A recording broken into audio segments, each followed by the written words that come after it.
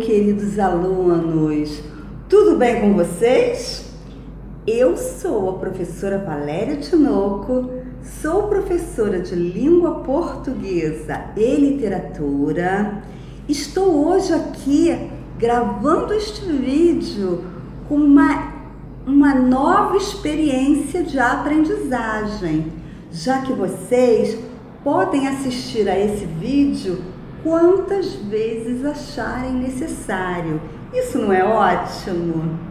Então, o nosso assunto de hoje são os verbos. Quando você sabe bem os verbos, você reconhece bem o sujeito, você sabe classificar bem o predicado, você dificilmente erra aquelas questões onde você precisa complementar com o verbo adequado. Então, gente, eu acho que vale a pena debruçar sobre o verbo e estudar essa classe gramatical tão especial da língua portuguesa, ok? Hoje eu vou falar sobre algumas coisas referentes ao verbo, ok? Mas não dá assim pra gente se aprofundar. Eu vou precisar fazer vários vídeos abordando esse tema, porque como eu falei, não é difícil, entretanto é extenso. E dado a isso, nós precisamos, fazer vários vídeos para poder abarcar todo esse conteúdo. Primeiro, eu vou falar, já falei da importância, É uma classe gramatical extremamente importante e ela também, ela é extremamente variável, Ela varia em modo, ela varia em tempo, ela varia em pessoa e ela varia em número. O que isso significa, Que o verbo tem 3 modos verbais. Ele possui o modo indicativo, quando nós estamos tratando de um fato certo. Temos o modo subjuntivo, quando o fato é duvidoso. E temos o modo imperativo, quando se trata de uma ordem, de um pedido, ok? Quanto à flexão de tempo, o modo indicativo tem 6 tempos verbais. Tem um presente, 3 pretéritos. O que são os pretéritos? Essa palavra pretérito, ela é sinônimo de passado. Passado é pretérito e pretérito é passado. Então, nós temos o pretérito perfeito, quando o passado está concluído. Por exemplo, eu fiz prova e passei. Eu fiz, passei, já está lá no passado, já foi concluído.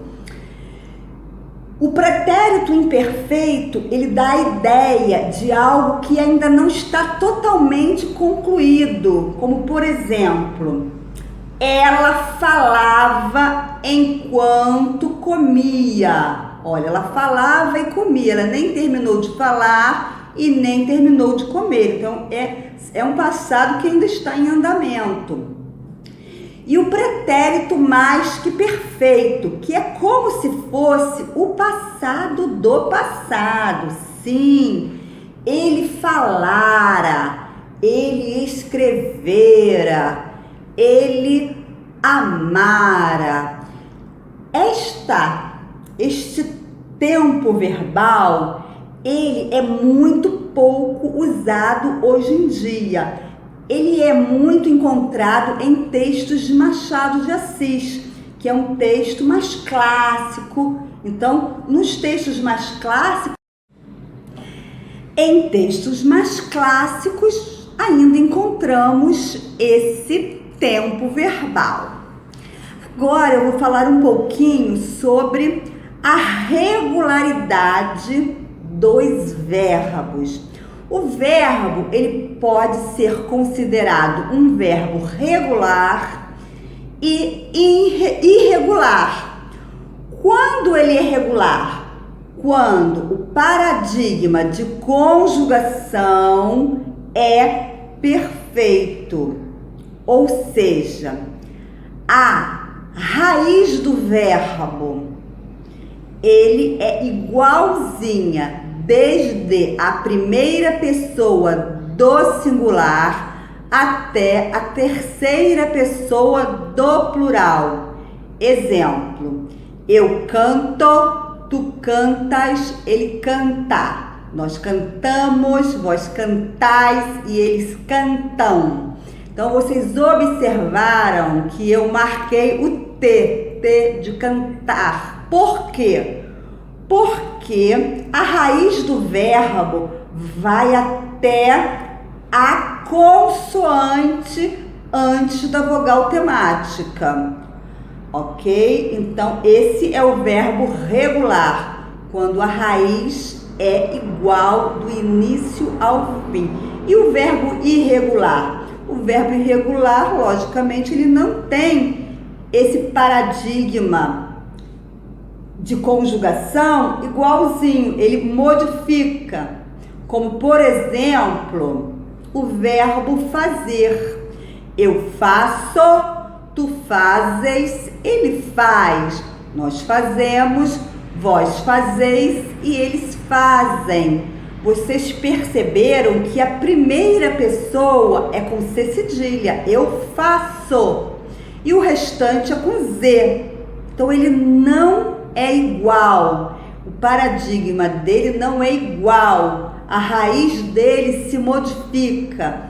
Quando o verbo ele tem uma modificação, ele é chamado, na sua raiz, ele é chamado de verbo irregular. Então, o verbo fazer é um verbo irregular, porque a sua raiz não é igualzinha da primeira pessoa do singular até a terceira pessoa do plural. Como eu já mencionei anteriormente, eu faço, com C cedilha, e eles fazem, com Z, ok? Agora eu vou falar quanto à transitividade, a tão temida transitividade verbal. A transitividade verbal é o trânsito do verbo para o complemento. Quando o verbo vai do verbo até o complemento sem preposição, o trânsito está livre. Então, não há preposição e o complemento é um objeto direto. Quando o trânsito entre o verbo e o complemento está obstruído, vai haver uma preposição entre o verbo e o complemento. Então, o complemento será um objeto indireto, porque o verbo vai ser transitivo indireto, ele vai pedir uma preposição. A preposição vai estar entre o verbo e o complemento. E o verbo intransitivo? O verbo intransitivo é aquele que se basta por si só. Ele é completo, sem necessidade de nenhum complemento, como, por exemplo, ele caiu. O verbo transitivo direto, exemplo, eu comprei um carro. Eu, sujeito, comprei, verbo transitivo direto. E um carro é o objeto direto. Entre o verbo e o complemento, que é um carro, não há preposição. Está livre de preposição. Então, eu tenho um complemento chamado de objeto direto, porque o meu verbo comprar é um verbo transitivo direto. Ele não pede nenhuma preposição. Diferente do verbo transitivo indireto. Ele vai pedir uma preposição e o seu complemento será um objeto indireto, porque entre o complemento e o verbo haverá um obstáculo, que é quem? É a preposição. Vejamos, ele precisa de dinheiro. Então eu tenho o verbo precisar. Quem precisa, precisa de. Olha aí a preposição. Dinheiro é o complemento. Entre o verbo e o complemento há o obstáculo, há a preposição. Por isso que o trânsito não é livre. Transitivo indireto. Verbo precisar é um verbo transitivo indireto. Necessita de uma preposição, que é a preposição de. Precisa de dinheiro. Dinheiro é o complemento. O complemento que está entre o verbo com uma preposição, ok? Transitivo indireto, não precisa de complemento. Transitivo direto, não há o obstáculo entre o verbo e o complemento. O verbo é transitivo direto e o complemento é o objeto direto sem necessidade de preposição. Verbo transitivo indireto é um verbo que vai precisar da preposição e o seu complemento se chama objeto direto, porque entre o verbo transitivo direto, transitivo indireto e o complemento há uma preposição. Então, o objeto é objeto indireto. Ok? Vou falar agora sobre o verbo de ligação. O verbo de ligação, não há complemento nesse verbo. O que há é um predicativo.